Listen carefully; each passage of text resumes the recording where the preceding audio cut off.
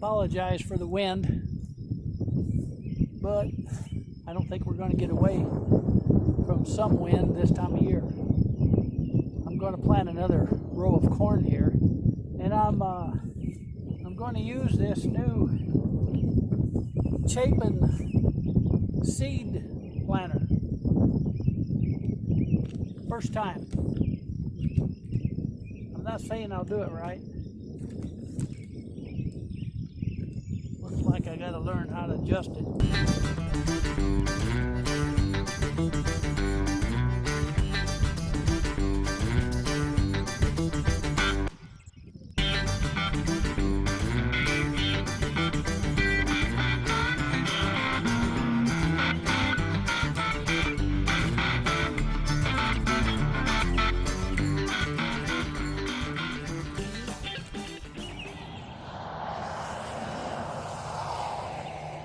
So the first lesson, don't set the plow so deep that you can't push it.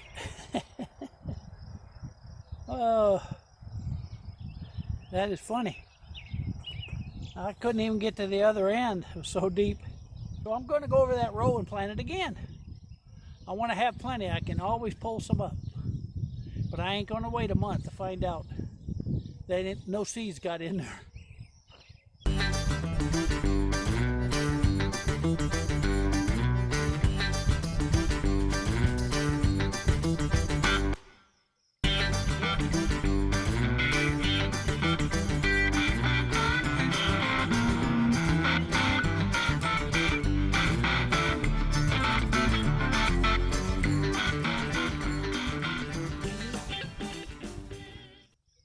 I'm hoping that 4 passes planted me enough seed that I'll have plenty of corn in there. I'm guessing that I did. It's hard to say. Nah, not all those seeds was going in, and I don't quite know why. This area right here is wasted space, has been. I've never planted anything in this area. Fact of it is, as you can see down below, there's a tremendous amount of rabbit manure right there.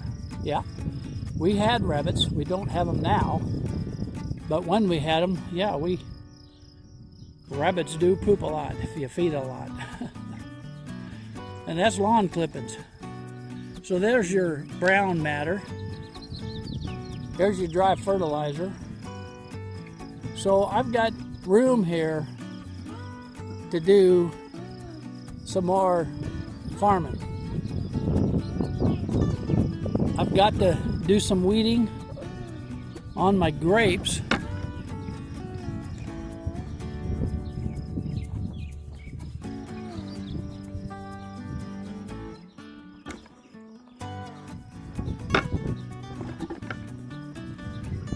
This area right here, I've put in 3 grapes on the left where that tape is, and 3 grapes on the right where that tape is. And out of the 6, I think I got 5. Now you'll notice on the left-hand side, raspberries are taking over the world, so I got to dig those up and then transplant them into holes in this weed patch over here on the left.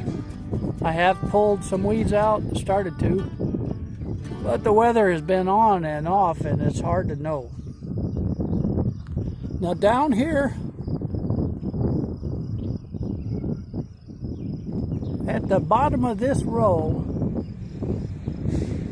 right about from where that cherry tree is, all the way down to this end of this T-tape, I planted carrots. So I got a weed all around that stuff. And them carrots, I'm sure, are starting to come up. Now I haven't stuck my face down there too close yet, but nature has a way of doing that. It'll make it grow, especially with all the rain that we've had this year. So Now I'm hoping someday, somewhere, somehow I get me a cherry tree with cherries on it. I've got actually 2 cherry trees. One's way out on the south fence line, and one's right here. This one here's from the state of Washington when my daughter Elizabeth lived up there. So I got to get back to work, and got to put up my brand spanking new CHAPIN seed planter, and I got to get to working on that fence line right there.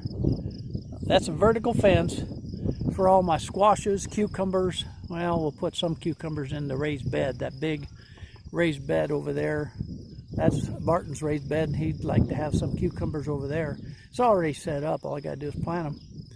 And then I got a tremendous amount of cucumbers and squash, viney things. And then I got a whole row of tomatoes to put in. And all these cages,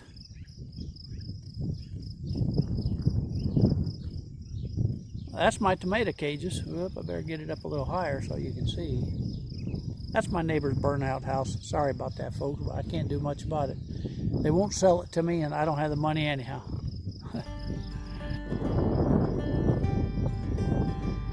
You can see all the way down this row, there's a whole bunch of these cages.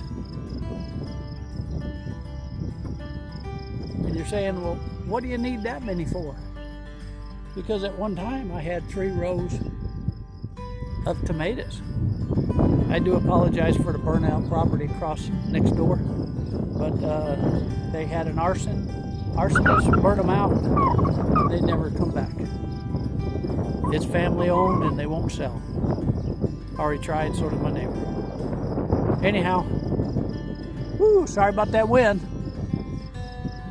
That vertical fence right over there, right there, that is for all my viney plants, all my squashes, anything that'll vine, and I can, you know, cucumbers and stuff like that, melons. And yeah, I have more panels and I have more stakes. I can put up more. So I guess I've talked long enough. I need to get the work done. So from Sand Hollow, Idaho, on the Sand Hollow Homestead, we'll see you guys later. Lots of food in the pantry. We'll see you at supper time.